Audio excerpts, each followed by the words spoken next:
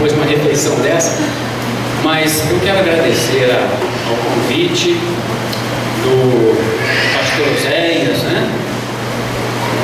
E das outras pessoas envolvidas nesse evento, primeiro encontro de casais no restaurante.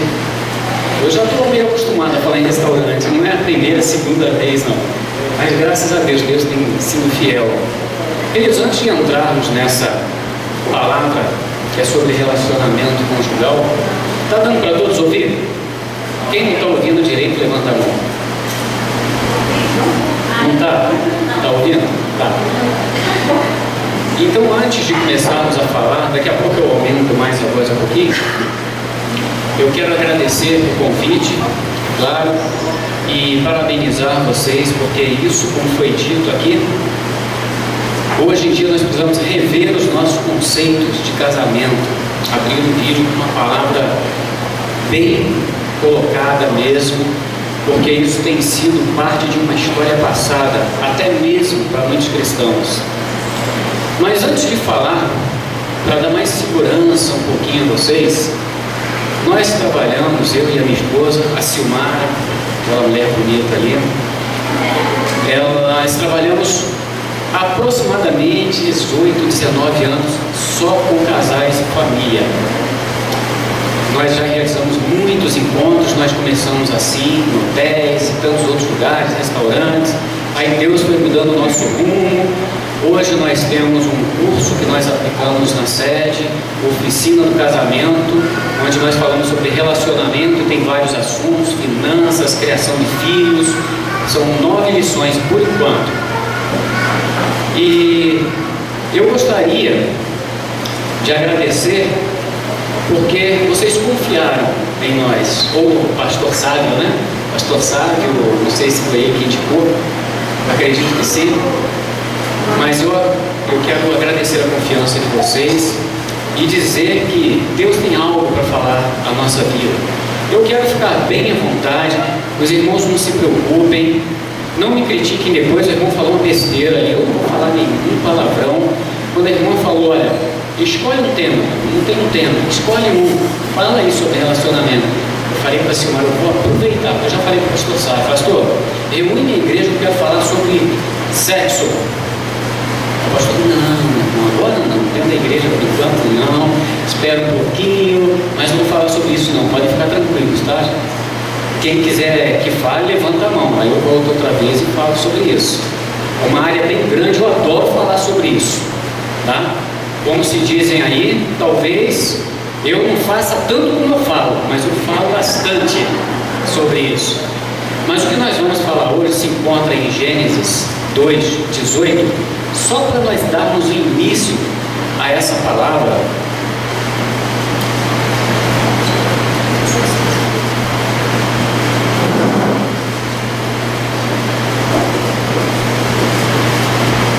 Ele diz assim, é uma palavra bem conhecida, eu não quis arrumar uma história, um texto muito comprido, porque nós vamos falar bastante coisinhas sobre relacionamento. Diz assim, verso 18, disse mais o Senhor, Deus, não é bom que o homem esteja só, far-lhe-ei uma auxiliadora que lhe seja idônea.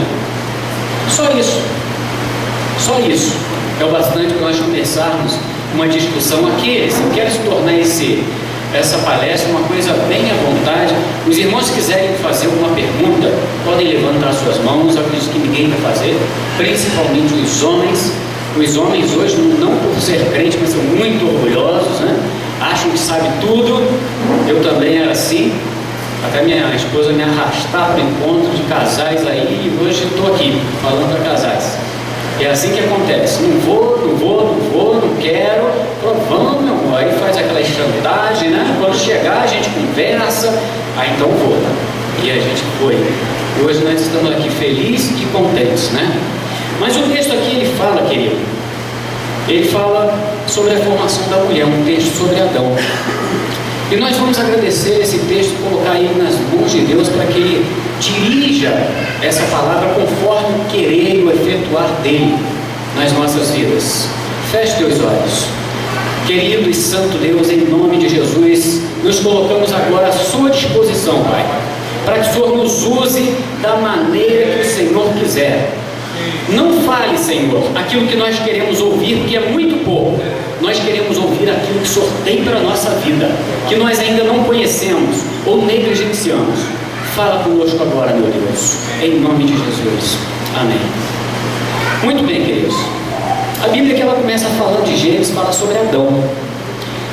Disse mais o Senhor, não é bom que o homem esteja só, e far-lhe-ei um auxiliador. Ele começa falando assim: Adão foi um homem muito feliz. Como dizem os textos ali, ele não teve sogra. Mas isso não quer dizer que a pessoa é feliz sem sogra. A minha sogra é maravilhosa, a minha mãe também é maravilhosa para minha esposa, ditado popular. Mas quando Deus criou Adão e colocou naquele jardim, nós precisamos de um início para chegar até onde nós queremos. Deus, ele olhou para Adão, falou para Adão cuidar daquele jardim, catalogar os nomes dos animais, colocar os nomes nele. Adão estava feliz, estava contente com aquilo ali, ele estava maravilhado com tudo aquilo. Deixa na minha mão essa. Ele estava maravilhado com tudo aquilo, ele não estava triste. Adão não chegou para Deus e falou: papai, eu estou triste, eu estou vendo os bichinhos com as bichinhas, eu estou vendo um leãozinho com leãozinho, um elefantinho com elefantinho, sabe, por aí. Então ele estava observando tudo aquilo ali, e Adão estava feliz. Só que Adão, ele não pediu uma mulher para Deus. Ele falou: papai, dá um bichinho para mim também, fêmea, né? Para conviver comigo, para fazer companhia. Eu estou vendo que todo mundo tem a sua companhia. Ele não chegou para Deus e falou isso. Sabe por quê? Porque ele era feliz. Adão estava felicíssimo ali, e Deus estava observando que ele estava feliz. Ele estava contente, que ele estava botando os nomes dos animais, olhando aquele jardim. Ele estava deslumbrado com aquilo tudo ali. Mas Deus, que olha para ele e vê todos aqueles animais com seus nomes, e ele trabalhando, botando um nomezinho em cada um deles, Deus falou, não é justo. Deus não olhou para ele e falou: olha, Adão está muito feliz, eu não suporto essa felicidade, eu vou ter que fazer uma mulher e colocar na mão dele para acabar um pouco com essa felicidade. Não foi isso que Deus falou. Adão estava feliz demais, e a mulher não ia lhe trazer menos felicidade. Sabe o que eu observo nesse texto aqui hoje? Que tem muitos casamentos sendo feitos por causa de alguma motivação errada. Nós entramos no casamento, às vezes, com motivação errada. Quem entra num casamento com motivação errada, não espere que o seu casamento vá melhorar. Pode melhorar. O nosso Deus é um Deus soberano, é um Deus que tem poder. Só que nós vamos precisar fazer campanha, nós vamos precisar orar, colocar o joelho no chão. Mas Deus, quando une o homem e a mulher, ele se une, ele une os dois para que os dois sejam felizes. Eu jamais casaria com a minha mulher porque falou: eu estou precisando de sexualidade, eu estou precisando ser feliz, eu estou precisando de alguém que faça a minha comida, eu estou precisando de alguém que lave as minhas roupas, eu estou precisando. Isso é motivação errada. Se quer isso, não casa, contrata uma babá, uma empregada, contrata alguém. A mulher não vem com essa finalidade. Isso aí vai ser uma conquista depois.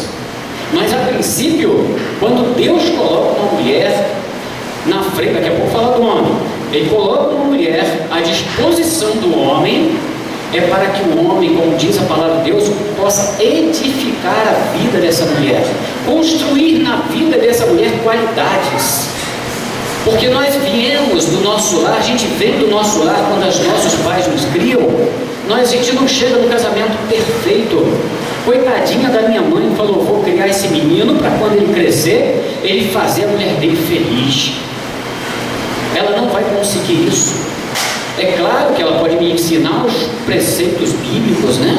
Ela pode me ensinar a andar nos caminhos do Senhor, mas mesmo andando nos caminhos do Senhor, eu vou depois fazer alguma coisa que venha desagradar minha esposa.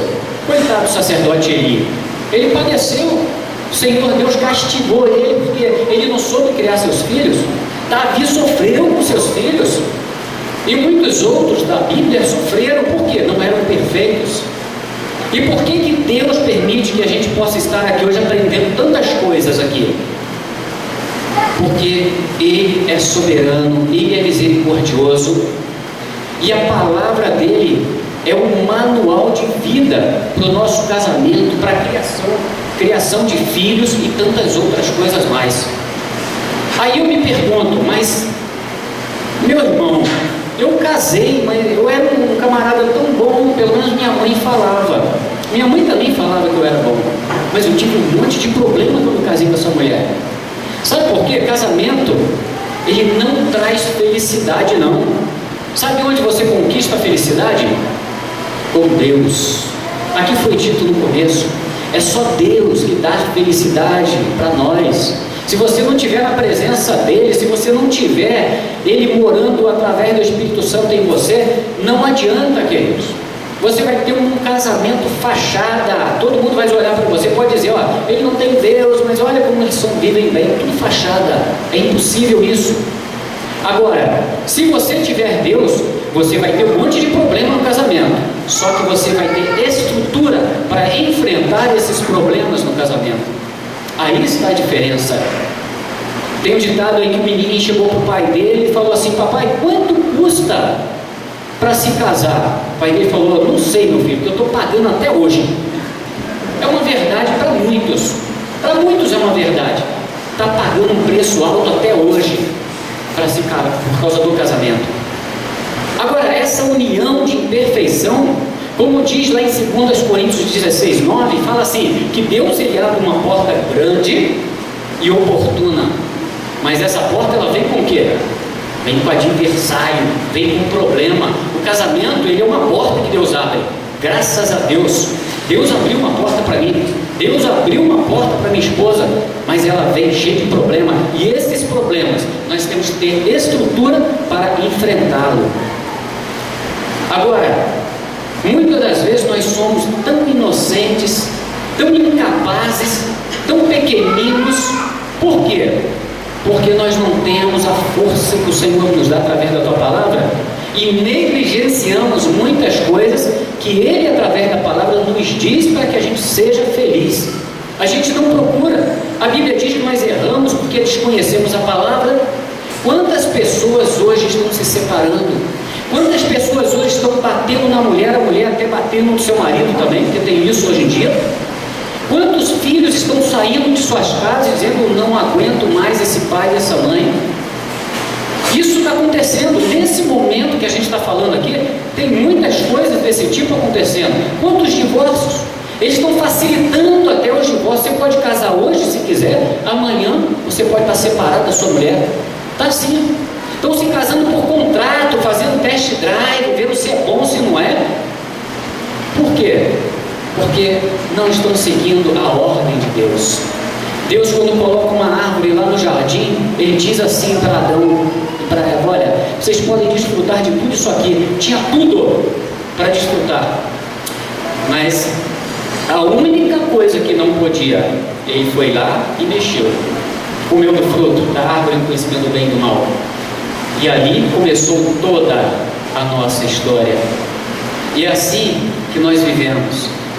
Hoje eu tenho a minha esposa, ela me tem, nós temos um filho de 22 anos, temos um de 14, estamos casados, caminhando já para 26 anos e trabalhamos juntos há muito tempo nesse ministério.